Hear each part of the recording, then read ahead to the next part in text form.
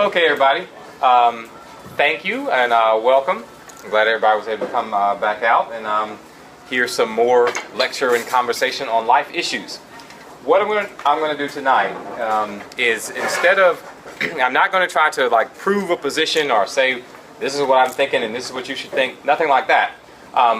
Given my ideological set or what have you, I'm just going to talk directly about experiences that I've had and can articulate from the worldview that I subscribe to, so to speak. And I want to talk to you a little bit about things that we've already thought about, and some of you have talked with me about before, things that you would think were coincidences or fantastical accidents or something like that, and talk about how to more intentionally kind of hone those things in, one, but two, how thinking like this helps to enhance and expand your own life experience. So I figured I'd just jump right in by giving three kind of acute examples, and then one more extended example. I'll talk a little bit about what connects them or what have you, and then I'm going to open up for some questions and commentary about what we're discussing. To bring us quickly up to speed, last week we were talking about why it is, well, we started by thinking about Socrates, and we were thinking about why Socrates wasn't afraid of death. And I submitted a couple weeks back that it had to do with his worldview, what he was thinking would happen, and his belief in that, or his confidence in that, or what have you, being the thing that kind of undergirded his willingness to do that. All right, but what I want to do this week is not compare it or talk about it in terms of death so much, but in terms of an enhanced life. Because the whole point last time was, if we imagine ourselves as larger than the scope of our physical bodies, and if we imagine that we are extended and connected to all things, and that our individuality tends to be an illusion of our identity in order for us to have certain experiences or what have you, well, rather than going on and on talking like that, I figure I'll talk directly about a few examples from the first person, and then kind of relate it back to the universal. All right, so the first example is one that's it's a bit dire, and what this has to do with is how we are able to feel things extendedly and outside of ourselves. So we are able to get indications of things. Now, the last time I talked about ones that everybody's familiar with, so let's run a few of them off. We talked about how somebody you know could come to your mind, and right then your cell phone rings and it's that person. Yeah? That's happened to somebody? Yeah. Okay. Or we talked about how you can be thinking of someone, or having something, an interaction with them or what have you, thinking about an interaction you're having with them or would have, and then you haven't seen them in a while, but you go out and then you see them that night, and then you end up having the conversation that you were thinking about. That's happened? Yes? No? Yes. I need some outline. I need that feedback to know what's happening. Okay. Or you are thinking, about someone in a particular vein, like in a particular kind of, you're thinking of them and a subject. And when you talk to that person next, this was the thing that they were concerned about or had at issue, and ended up expressing that to you when you talked. Yes, no? Yes. Great. Okay. So, like we've said before, the tendency is to kind of write those off at times as coincidences or what have you, and not recognize that it's not a coincidence, and that you can hone that in a little better. So here's an analogy for you, or the overview. Imagine a baby who's just learning to move. A baby that's moving its arms around or whatever is in fact voluntarily moving, but does not recognize itself to be voluntarily moving. Does that make sense? Yes. In other words, it can't exactly control its limbs at an infant. And especially if you see a baby who likes to suck his thumb, trying to get its thumb into its mouth when it's an infant. I mean, my little one used to do it like stick it on the back of her head and then roll her head around, and would get it like that. But it wasn't that she knew how to go straight to it. She had to. All right. So then what they say, as a child gets a bit older, say, 2-ish, then frustration can set in because their mind is able to conceive of things they want to do, but their body won't quite comply. And so then they get kind of upset about that. You ever heard about that as far as children's development? They call it terrible twos. And really getting upset about. All right. So in the same way that child is, say, testing out their limbs, and then at some point will become proficient at that. So there's a time when they're moving, don't know how to do it. Then they start recognizing, I am controlling this, and then they try to get better at it. then they get a little bit better at it, get frustrated for not being even better, then we get, we increase. So everybody got that model, right? Yes. Yes. Okay. So I'm saying that this thing that we are noticing in ourselves is analogous to that. Meaning it's not an accident that you can tune in and understand what it is that somebody's feeling and thinking or what's happening and going on, or that you can get, a glimpse into something that has yet not unfolded in time or what have you. If you were to think about this at the frequency that it's happening, it makes sense to think analogously to that baby. The baby is moving its arm, doesn't know it. You are calling people with your mind and don't realize it, or don't realize it tangibly, and don't realize that it can be in fact picked up, and that people can pay attention to that and then call you and verify that that in fact happened. Everybody following? Yes. Yes. Right. So instead of, again, talking theoreticals and hypotheticals at this point, now that we got your attention, right, we'll talk very particularly about things I've experienced myself, and then the explanation of that thing. The first one I want to talk about is something that a few people in this room witnessed, and that's another important thing that people, because when it happens just in the scope of your own mind, sometimes it's difficult to explain out. Because again, I'm not talking about magic powers like flying or floating out and power floating or Professor X, read your mind in that fashion. I'm not talking about that. I'm talking about small nuances of development forward or what have you that enhance and make things kind of fun. All right, so in this one case, I was teaching, and this was this past summer. And one thing that happens emotively, you notice that if someone that, let's say you care about, and you're in close proximity, and they are very upset, and then they feel it in themselves, that you can feel it in your stomach sometimes and get that upset feeling. Yes, no? Yes. Yeah, I remember one time I accidentally got upset around my little one, and I noticed that she was all bent over, and I was like, "What's wrong, baby?" And she was like, "I felt like I ate too much spaghetti." And I was like, "Oh," and I felt bad because I was thinking I gave her that feeling by, me being uptight. Okay, so imagine this then. Just like you already have the schema for that, namely that somebody can feel something and then you can have an inkling of that feeling. That's not strange, right? No. I mean, it's not typical to talk about, but in your experience, is that strange? No. No. Okay. So you would have to think about that amplified. So what's happening is I'm in class, I'm teaching, and everybody's watching. It's the normal kind of a deal. And then, suddenly, inside myself, two things happen at one time. I heard a noise starting to happen outside, and then inside me I felt what could be described as a rush of angry elephants suddenly, running, going from still to all of a sudden running. So there's a movement I can feel. And so then I stop, and then as I'm feeling the feeling, now I've stopped talking, and so, I'm in front of students, so a few folks are looking like, what's happening? And so I stopped talking, and even though I do that often, in this case I was trying to really get a feel for what I was feeling, the quality of the feeling, so to speak. So that I could tell, is this akin to fear? Is this akin to excitement? Is this just normal nervousness? But it had that feeling of fear, like accelerated fear.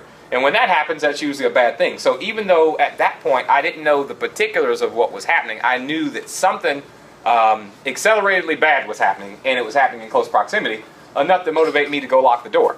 So when I stopped listening, because I closed my eyes to listen, I stopped listening, and then I told them, because they were looking at me, so I was like, all right, that's not good, is what I said out loud. And they were like, what? And I was like, something's happening. So I go to the door, lock it. A few moments later, the dean comes out and knocks on the door to tell me to lock it, and says that we're on lockdown and there's been a gunman on campus, and that SWAT team is coming and all that, and people are all running. So I was like, right, now it stands to reason, because it mapped onto exactly what I had felt moments before that. So what I then did was tell everybody to stop moving again. That way I could do the same thing again. Be really quiet and see, where do I feel that motion coming from? The fear feeling, where is it coming from? Because once you settle yourself, and many of you who've done meditation with me have heard me say this, when you calm and still your own waters, then when someone else makes a ripple, you know that, and you can feel that it's not coming from inside of you. And so I stopped so that I could feel, and then I could feel it distancing. And so by the time the word gets back to us, he's run across, because it started, near, people were running right through our building, or where I was teaching. And then as it got further and further away, I could feel it dissipating further and further until I didn't, and then we started talking. Now, a few people were kind of oblivious, but a few people paid attention to the fact that I had a feeling that it was happening before they gave us the indication that it happened. It's nothing, magical, so to speak. It's the same thing that we can all do. It's just that when you're honed in and paying attention to it, it can happen readily. Because again, I was in the middle of talking at that point. All right, so that's one example. I'm going to give you a different example that doesn't have to do with the same kind of fear, but more imagery. So yet another time, as many of you know, I do a lot of kind of teaching things, sometimes in larger groups and sometimes with individuals and that kind of thing. So I woke up this one morning and I had, it's not words, it was the feeling that brought my mind to a certain cafe. Not this one, so I won't call its name out, but there was another cafe that came to my mind. And then right after that, I got another image that came, by the time it came to my mind in words, it was that someone was to meet me at that cafe that particular night, and that there was an exchange that was to happen. And so I was like, okay, so I'm used to feeling things like this and getting these kind of ideas. I didn't know what time. I taught that night, so I figured I'll just go up to that cafe after I teach and we'll see what happens. So, the premonition is pretty clear. I end up going to the cafe after class. I'm sitting there and I think, I don't know who I'm looking for or what I'm supposed to do, so I'll just sit and wait, and I'm sure it'll present itself to me and I'll calm down and feel it. All right, so I'm sitting there, looking around, don't see anybody I particularly recognize. So I sit a little bit longer, and then I look over my shoulder, and there's this guy looking at me, smiling from ear to ear. And I was like, what's up? Okay. And so then, not immediately jump into, And so I went back to looking forward, and I thought to myself, all right, if this person doesn't materialize by the time I'm done with my tea, I had tea this particular night. By the time I'm done with my tea, if they don't materialize, I'm going to leave. And so then I looked over my shoulder again, and this time the same guy was standing a lot closer. With the same smile on his face, right? So I was like, excuse me, hey, how? And then he said, my name is Kermit, right? So he said, your name is Kermit Harrison. And I was like, yeah. And he was like, I was hoping I would run into you. I've got this thing that I heard that, you talk about and all that kind of stuff, and fancy me meeting you here tonight. And so then I said, well, as it turns out, I knew you were going to be here. Now, of course, it just kind of went, right over. He's like, whatever. Because through the conversation, I recognized that he also does philosophy, but he's of a much more materialist brand of philosophy. So he wouldn't yet believe or even think of things in the way that I discuss it. So he wouldn't believe that I knew that morning that I was going to have a certain kind of conversation with somebody by that evening. And it went down exactly like that. And the conversation itself unfolded in a way that let me know that it was supposed to be me and it was proper in that moment in time. Okay, so there's two. I'll give you another one. I could do many, because again, the idea is that your life can unfold this way, not just isolated incidents. Remember what we were saying about the baby. You go from kind of flicking around, doing it accidentally, to intending and sending out vibes intentionally and bringing in vibes intentionally and so forth. All right, so for my last example, before I talk about more of kind of a connected flow of examples, would be intimate relations. I'm not going to tell a first-person story. I'm just going to talk from the first person. How about that? It's because that, I don't know, I'd be embarrassed maybe. But I will talk from the first person about possibilities and what is possible and what it is that we can do as human beings. Okay, so let's do this. Most of you have drinks right now, and I know that some of you who were in my class did this with your pen. But I want you to do it with your drink right now. Pick your drink up and put it down. Yeah, you know the drill. Pick it up. Put it down. Hey, man. One more time for good measure. Pick it up. Okay. Y'all know what's coming next, right? I'm going to ask you to do what? Look at your hand. All right, so probably should have fresh condensation on it if your drink is cold, or if your drink is hot, something else. But notice something in particular about your hand, whether it's ashy in places or, whatever the case may be. Have you done it? Yes. Okay, so quickly, there's a distinction between when you reach for your drink, you used your hand as an extension of your consciousness. You intended for the drink to move, and so then you did that thing, and you moved the drink. Second time around, I asked you to do what? Look at your hand. So now you're looking at your hand as if it were an object, the object through which your intentions moved. So in the first time, you moved your intention through your hand without even taking note that it was a hand. You just moved your intentions. And then the second time, I had you looking at your hand. Everybody following that much? Yes.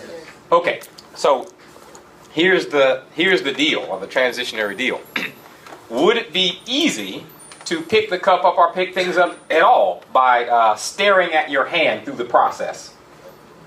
I mean, think about it. If you're operating on something or doing something, would it be good to stare at your hands as you're getting ready to try to make it happen? Yes, no?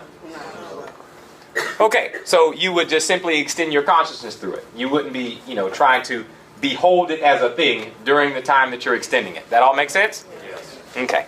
Well, again, and what we'll probably do is have a whole nother conversation on what I'm about to bring up right now.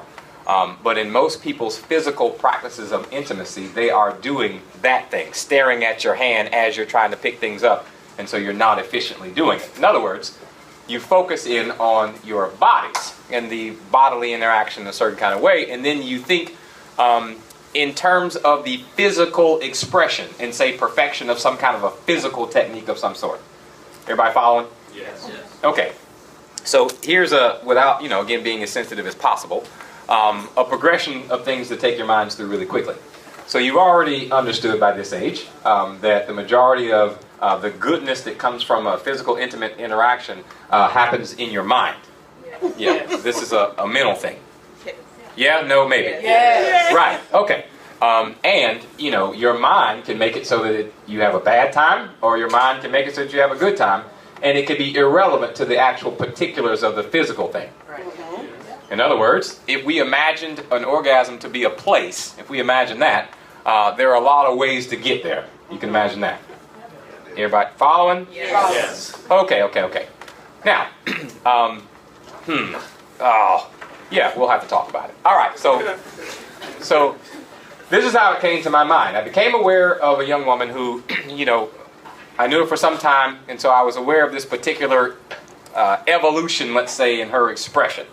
So she was already an adult, and there was a point where she was not interested in, intimate interactions and whatnot. A lot of bad things had happened and so forth, so she wasn't interested, and she took herself to not be physically excited in certain ways. All right? Now, I'm going to fast forward. Same person with, an intimate partner of hers, she was able to produce all manner of orgasmic feats on the phone, through phone sex, when they're in very far different locations. So imagine then, you go from not being stimulated with an actual person there to being extremely stimulated because you know how to do it in your mind with no person there. Does that make sense? Yes. And can you imagine a person kind of building to that level of familiarity with themselves and so forth and so on? All right. Well, if that's true, then you also recognize that it's not the simple physical stimulation that's producing that. Yes. All right. Okay. So then what we can also know is that if you hook up some, different kinds of machines to you, there are certain waves, there are certain vibrations, there are certain frequencies, let's say, that you put out. We can also imagine this. We can imagine that while you're going to that place that we mentioned a minute ago, that, for most people, you don't go there all at once. You get there, then you kind of get closer, and then you can feel it building closer and that kind of thing. Is that all making sense? Yes. Okay. So, for those, who become, and you've heard names, applied to this I'm about to tell you now, but for those who can, who understand that, and understand that the connection between the two people is physical secondarily, then it is completely possible to produce in someone else the physical things that happen without touching them, because you can focus with your mind. And then both people are receptive to that, and then an interaction that brings people to full orgasm happens without actual physical contact. Yet, same people who are able to do this thing have physical contact to make it just that much more exponential. I mentioned last time, oh no I didn't actually, and so this would happen not because we are physical beings, but because we are greater than physical beings, and you can recognize that the connection is happening at a greater than physical level. Right, so folks who are proficient at this then, I know of a gentleman, for instance, with a willing participant who was able to focus his energy in such a way that he places said focused energy on person and they reached that place that we talked about a little while ago. It's possible, definitely. Okay, so these are 3 examples. We went through the example of being able to feel things that are happening around you outside the room. We went through the example of having notions about things that are to come. And then we talked about more enhancement in physical or intimate interactions, all based on the notion that we are extended dimensional creatures that are not just localized simply in this body. And when you understand that, you can then, or understand it in experience, you can pull in a lot more experiences. Okay, so one last thing, experience-wise, and then I'll open up for questions and comments so that I can, because I feel like I can just lay out the general situation, and then whenever you ask me a question, well, then that's when I can really hone it in and figure out, what it is that you're thinking about or what have you. Okay, so there are certain places you can go that are said to have good vibes and good energy and all that kind of thing. So on the East Coast in America, one such place is Asheville, North Carolina. And so most folks who go there will tell you there's just something about that place that, puts people in good vibe and all that kind of thing. I'm not going to go into all the explanations of why people think that about that place. I'll just talk about the experience of clarity. So have you ever had the feeling like you should either do a certain thing or be at a certain place or go a certain way? Have you ever had that feeling? Yes. Right.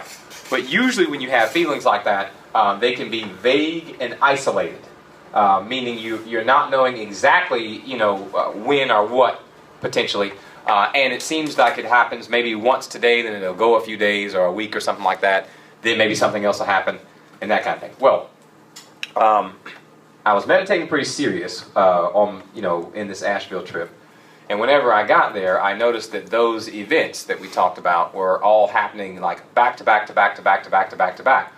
To the point that I got kind of like I didn't have a schedule. I dropped my schedule completely. In fact, I went there for this experience. I had the idea that this would happen. Came to me in a dream. At any rate, and so I wanted to get there and have that feeling. And so I went and just kept my eyes open and myself calm, and so that I can feel if something is pressing me or speaking to me or telling me to do a certain thing in a certain way. And when I say something, don't let that nerve you out. That's just kind of like it would be like a person who's navigating the water and they can see the waves do a certain thing, and then they know that means there's a rock in a certain area. So that's what I mean. You're testing and feeling. Okay.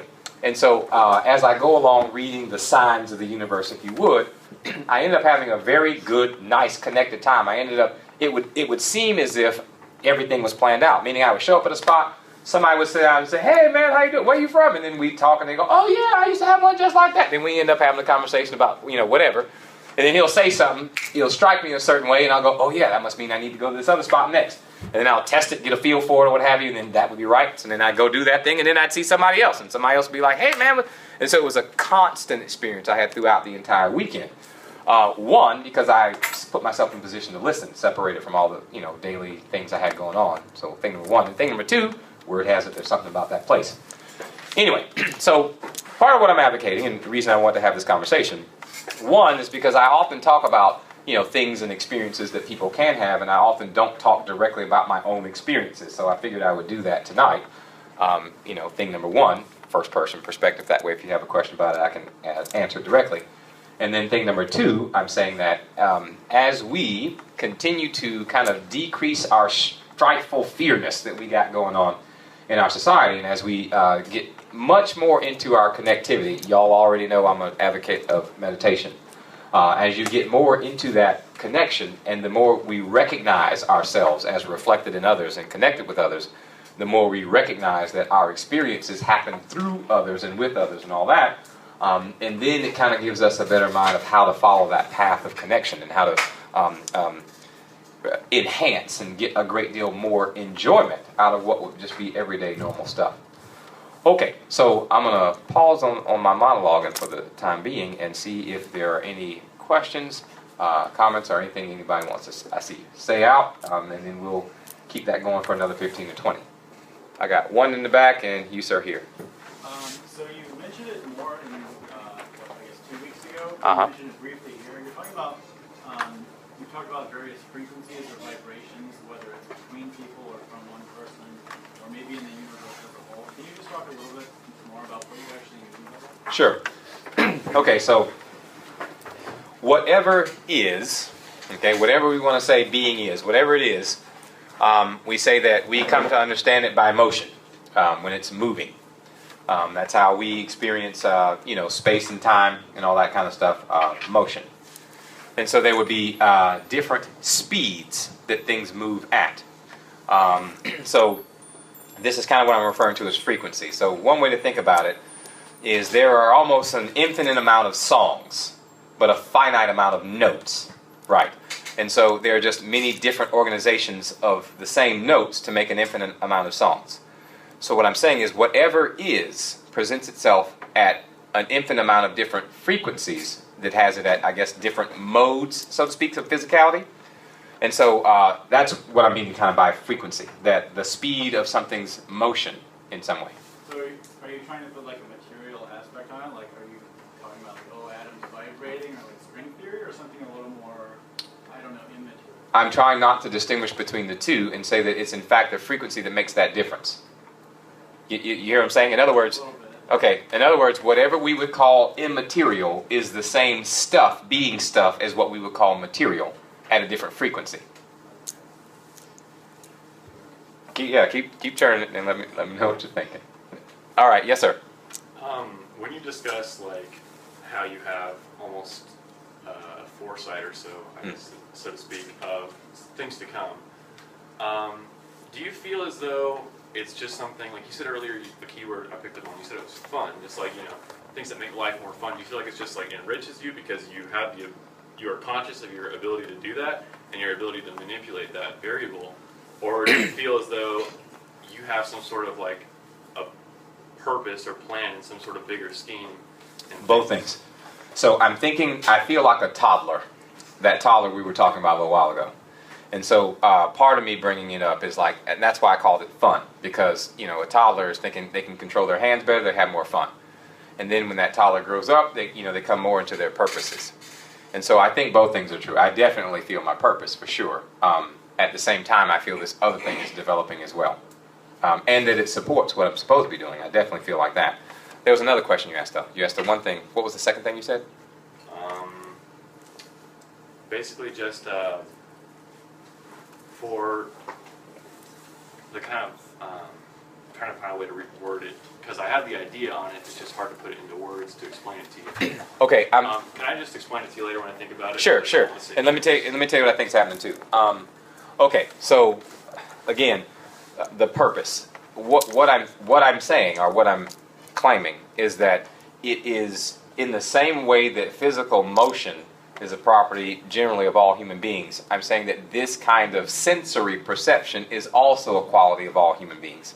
It's just that we don't pay enough attention to it. And that as we begin to pay attention to it, it will enhance each and every person's own, whatever your identity, whatever your passion, whatever the thing is you're doing.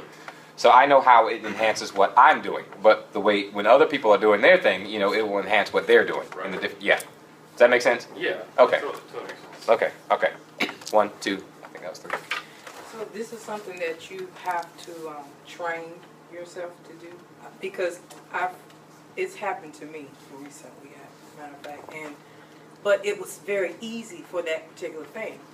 But it's not that easy always. Why was it so easy? I didn't even really have to try. It's like learning a new language, and so some words in the new language you're going to pick up kind of quickly, and then some of the syntax takes you a while to get.